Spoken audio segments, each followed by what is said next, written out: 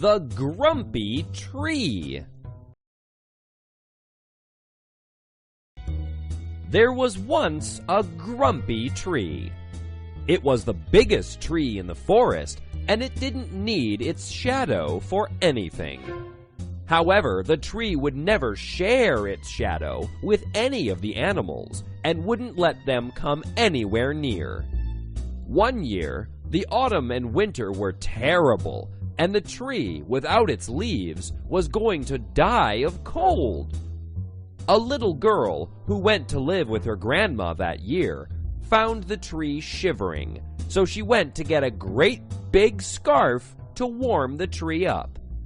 The spirit of the forest appeared and told the little girl why that tree was so solitary and why no one would help him. Even so, the girl decided to put the scarf on the tree.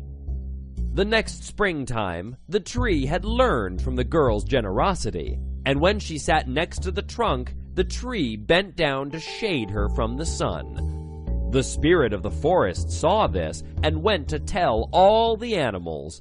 He told them that from then on, they would be able to shade themselves well, because the tree had learned that having kind and generous beings around makes the world a much better place to live in. The end.